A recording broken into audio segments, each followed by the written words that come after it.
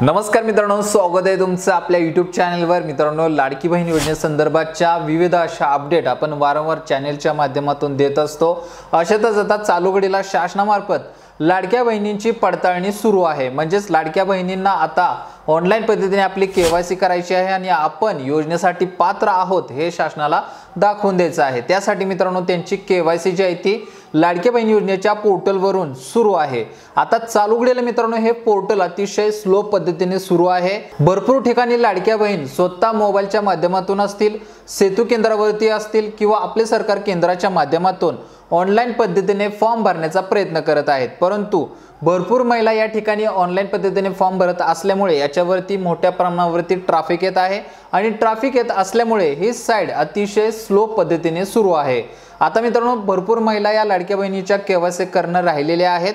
त्याच्यामुळे ते आपल्याला वारंवार विचारत आहेत की आम्हाला केवायसी करायची आहे, परंतु कोणत्या वेळेला आपण केवायसी करावी जेणेकरून आमचा फॉर्म सक्सेसफुली सबमिट होईल।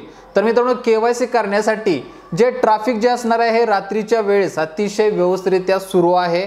म्हणजेच रात्री असेल किंवा पहाटेच्या 3-4 च्या सुमारास हे पोर्टल अतिशय व्यवस्थितरित्या सुरू आहे। आपण सुद्धा ऑनलाईन पद्धतीने फॉर्म भरताना पहाटे याचा प्रयत्न केला तर आपला फॉर्म सक्सेसफुली पोर्टल मध्ये समाविष्ट झाला। तुम्ही सुद्धा जास्तीत जास्त प्रयत्न करा की पहाटेच्या वेळेस केवायसी करण्याचा प्रयत्न करा। परंतु मित्रांनो आता पहाटेच्या वेळेस केवायसी करायचं सांगितलं म्हणून संपूर्ण महिला याच्यावरती जर प्रयत्न करतील तर तरी सुद्धा साइड ट्रॅफिक मध्ये जाऊ शकते। म्हणजेच त्याच्यावरती ट्रॅफिक येऊन ती साइड स्लो होऊ शकते। परंतु आपल्याला प्रयत्न करायचे आहेत।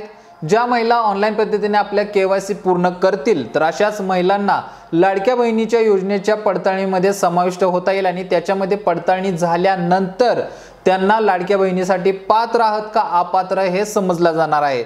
म्हणजेच तुम्ही या योजनेसाठी पात्र राहण्यासाठी तुमची केवायसी होणं गरजेचं आहे आणि केवायसी झाली तरच तुम्हाला योजनेसंदर्भात जे मिळणारे पुढचे अनुदान असेल, मानधन असेल हे तुमच्या बँक खात्यामध्ये जमा होणार आहेत जर तुम्ही पात्र झालात तर। केवायसी संदर्भाची अशीच महत्त्वपूर्ण अपडेट मी घेऊन येतो। तोपर्यंत धन्यवाद।